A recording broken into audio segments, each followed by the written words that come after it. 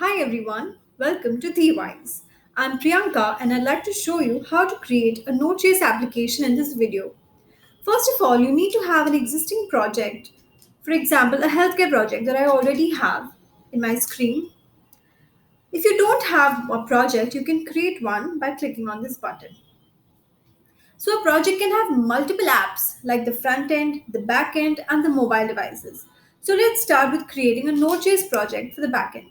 Let's begin with setting up the project.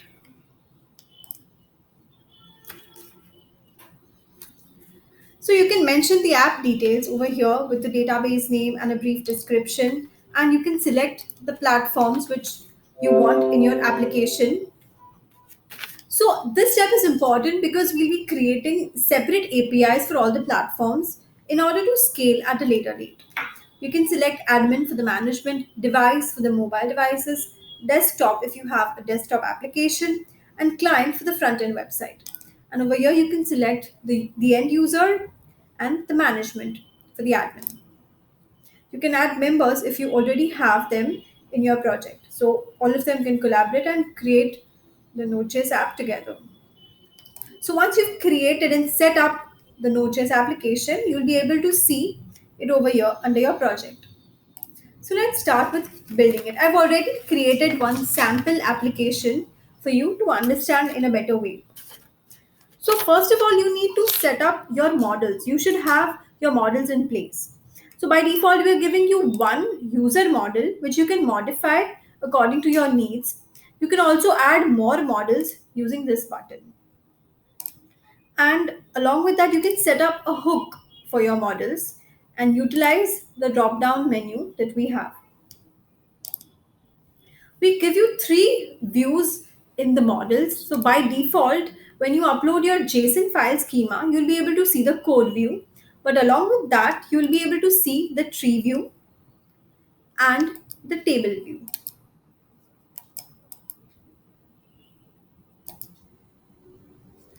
These two views are given to you for Swift actions. So you can play around with attributes, data types, values, and all the attributes for the model.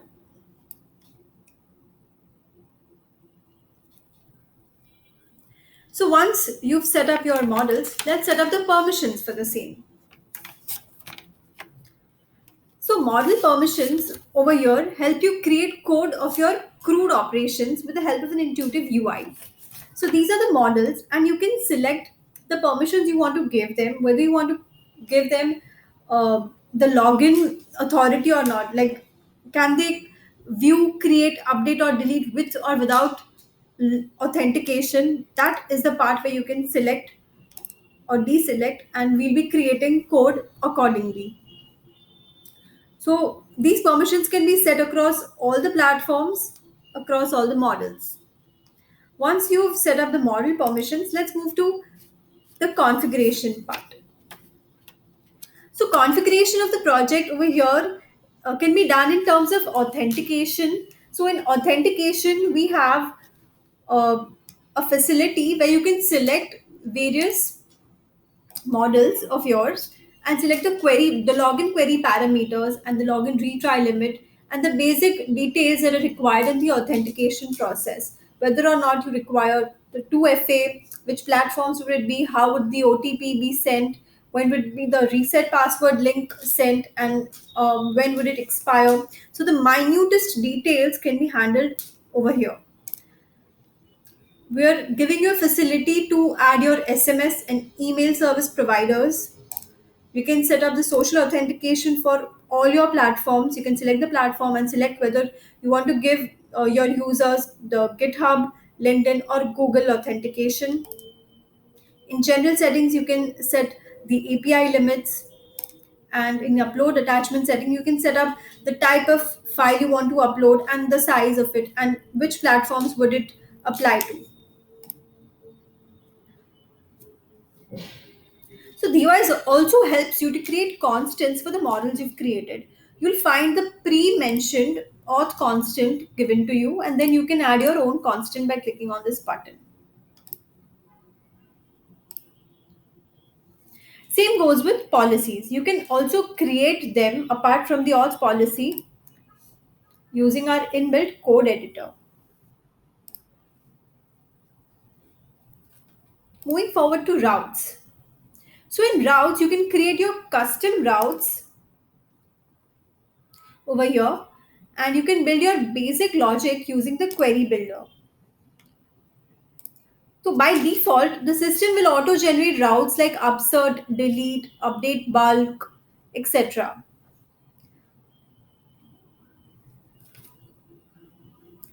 Then moving towards the scheduler.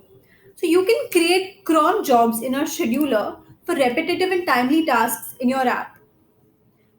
Your tasks can be periodic within a time frame, or at a recurring fixed time.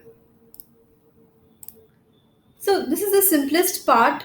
You can actually create your SMS templates over here for the notifications. You can create your email templates over here. You can set up your environment variables for the quality, development, and production servers. And then with minimalistic inputs like these, let's gear up to build the app.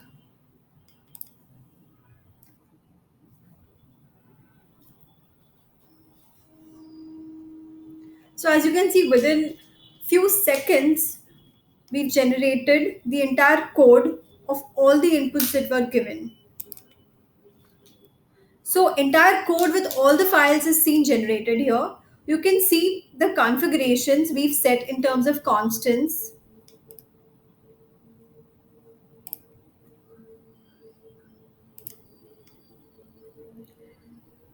So from the starting itself, the inputs that you will give will reflect over here in the entire coding file. Whatever, ranging from the database name to the constants to the models, whatever selections you've made will be reflected in the code file. You can also have a look at your Postman file over here.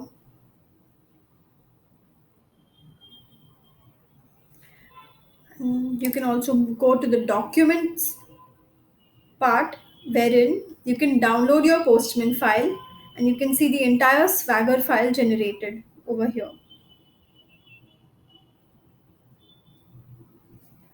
Moving back to code,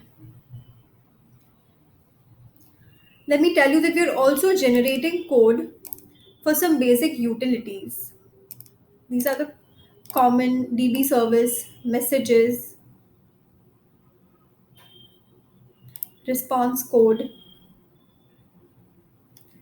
In routes, you'll see that the code is generated only for the platforms you had selected. If you've selected admin, you'll see that the code has been generated for admin, for desktop, and for device.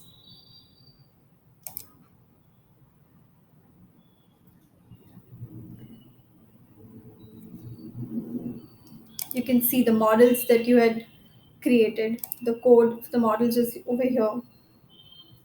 So likewise, you can explore all these files and you can see the clarity of code that we've helped you generate with your inputs itself.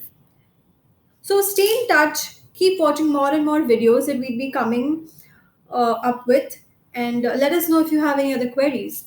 Happy coding.